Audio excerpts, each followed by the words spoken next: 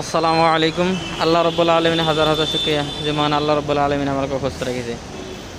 আজি মই আহিলোঁ আপোনালোকৰ মাজলৈ ইছলামী কিছুমান কুইজ লৈ। আজি চাওঁ আমাৰ পৰা বিজয় গুপ্তি কোনো ল'ব পাৰে। তেনে আমাৰ লগতে থাকক, এতিয়া আমাৰ ভিডিঅ'টো ষ্টাৰ্ট কৰোঁ।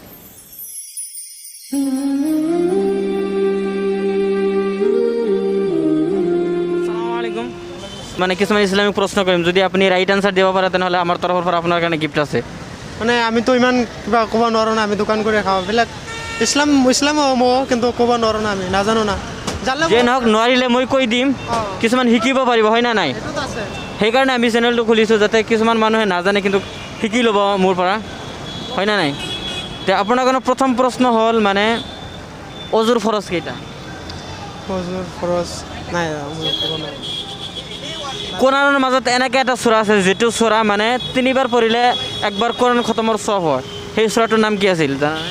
শুনা, মই এটা কথা কওঁ, এটা চাইড কৰি থৈ দিয়া। মানে কি আমি এইবিলাক নাজানো, গম পাইছে নাই? মই এইবিলাক মানে নেক্সট প্ৰশ্ন হ'ল মানে কোনজন নবী পোনপ্ৰথমত জান্নাতত যাব? সেইটো হ'ল আপোনাৰ মহম্মদ ছাল্লাল্লাহু আলাইহি ছাল্লাম। হজৰত মহম্মদ ছাল্লাল্লাহু আলাইহি সাল্লাম, মানে এনেকুৱা হ'ব। সিফালে চাওক, আমাৰ কেমেৰাৰ ফালে অলপ চাওক।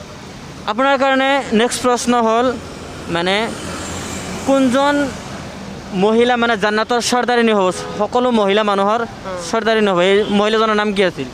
সেইটো আপোনাৰ আছিল হেৰি কিবা মা ফাতেমা বুলি কওঁ আমি। হজৰত ফাতিমা আলহামদুলিল্লাহ, বহুত ভাল এনচাৰ দিছে আপুনি। আপোনাৰ কাৰণে তৃতীয় নম্বৰ প্ৰশ্ন মানে যে যেতিয়া মানুহগিলা জান্নাতত যাব, মানে চব মানুহ জান্নাতত যেতিয়া যাব, তেতিয়া মানুহগিলাৰ বয়স কিমান থাকিব? যেতিয়া আমি জান্নাতত যাম, কিমান বছৰ মানে বয়স থাকিব আমালোকৰ? সেইটো 33 কনফাৰ্ম 33 হয়। আপুনি অলপ ভাবিব নেকি নাকি? নাই 33 হয় সেইটো। যেনেকৈ আলহামদুলিল্লাহ, ৰাইট আনচাৰ আপোনাৰ এইটো হৈছে 33, আলহামদুলিল্লাহ। যিয়ে নহওক, তে আপুনি বহুত ভাল এনচাৰ দিছে।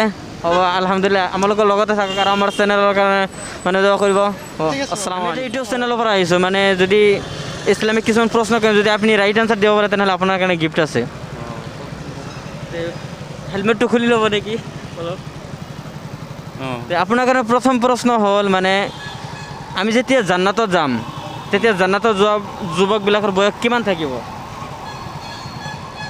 জান্নাতত যোৱাৰ সময়ত মানুহগিলা বয়স তেতিয়া কিমান থাকিব যেতিয়া জান্নাতত যাম আমি?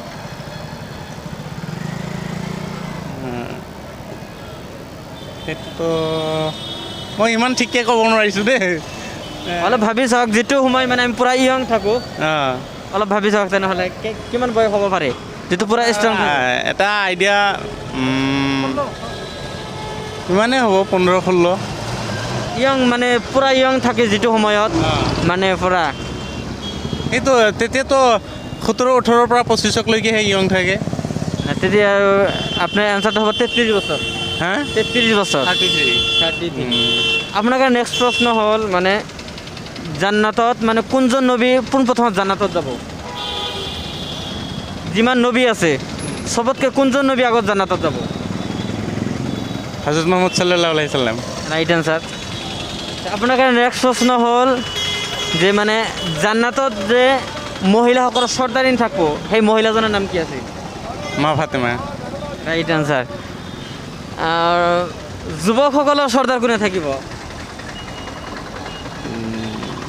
যুৱকসকলৰ চৰ্দাৰ জান্নাতত যুৱকসকলৰ এইটো ক'ব নোৱাৰিছোঁ দেই। যিয়ে নহওক, একো নহয় দে, মই কৈ দিম ইনশাল্লাহ, লাষ্টত কৈ দিম আপোনাক। আপোনাৰ কাৰণে নেক্সট প্ৰশ্ন হ'ল মানে কোনজন নবীক মানে কূপত পেলাই দিয়া হৈছিল? হে কোনজন নবীক কূপত পেলাই দিয়া হৈছিল? কূপ এইটো নবীটো দেখাত খুব বহুত ধুনীয়া আছিল, অলপ সহজ কৰি দিলোঁ আপোনাক। ইব্ৰাহিম আলাইহিছ সালাম নেকি? হোৱা নাই, ইব্ৰাহিম আলাইহিছ সালাম তাক জুইত পেলোৱা হৈছিল। কূপত পেলোৱা হৈছিল কোনজন নবীক?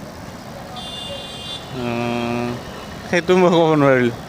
আৰু এটা নবীৰ ওপৰত মানে হুকুম হৈছিল আল্লাহৰ, মানে যে তাৰ সন্তানক কোৰবানী কৰিবৰ কাৰণে, সেই নবীজনৰ নাম কি আছিল? ইছমাইল আলাইহিছ সালাম। সেই নবীজনৰ ওপৰত হুকুম হৈছিল মানে তোমাৰ ল'ৰাক মানে কি কোৰবানী কৰি দিয়ে, সেইজন নবীৰ নাম কি আছিল? যাৰ ওপৰত হুকুম হৈছিল যে তোমাৰ ল'ৰাটোক মানে কুৰবানী কৰি দিয়া, আল্লাহৰ হুকুম হৈছে, সেই নবীজনৰ নাম কি আছিল? সেই নবীজনৰ নাম আছিল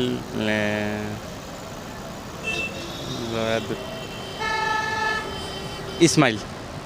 ইছমাইল আলাইহিছ সালাম তাক কুৰবানীৰ হুকুম হৈছিল, কিন্তু বেলেগৰ ওপৰত মানে কৈছিল, হুকুম হৈছিল যে কুৰবানী তুমি কৰা, কিন্তু তাক কুৰবানী কৰিব কৈছিল, সেইজন নবীক কুৰবানী কৰিব কৈছিল, কিন্তু যিজন কুৰবানী কৰিব কৈছিল সেইজন নবী হয়। তাৰ নামটো কিবা আছিল, অলপ ভাবি চাওক, কৈছে একবাৰ আপুনি নামটো, একবাৰ নামটো কৈছিল আপুনি। ইব্ৰাহিম আছিলে। ইব্ৰাহিম আলাইহিছ সালাম। ৰাইট এনচাৰ ইব্ৰাহিম আলাইহিছ সালাম।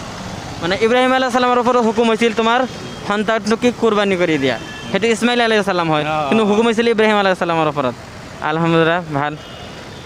আপোনাৰ কাৰণে নেক্সট প্ৰশ্ন হ'ল মানে মানে সকলোতকৈ মানে বেছি হাদিছ বৰ্ণনাকাৰী চাহাবাজনৰ নাম কি আছিল?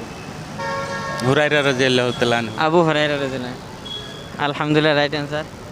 এতিয়া আপোনাক আমাৰ তৰফৰ পৰা এটা গিফ্ট দিম, আপুনি আলহামদুলিল্লাহ বহুত ভাল এনচাৰ দিছে। আমাৰ তৰফৰ পৰা আপোনাক এটা গিফ্ট দিম, আপোনাৰ কাৰণে মেগা গিফ্ট হ'ল আপোনাৰ কাৰণে এটা চকলেট আছে। Thank you. আপোনালোকে কেনেকুৱা লাগিল আপোনাৰ? ভালে লাগিছে দিয়ক। আমাৰ চেনেলৰ কাৰণে কিবা ক'ব নেকি?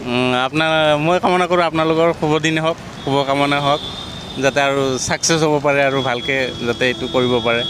আসসালামু আলাইকুম। ৱালাইকুম আসসালাম। আসসালামু আলাইকুম।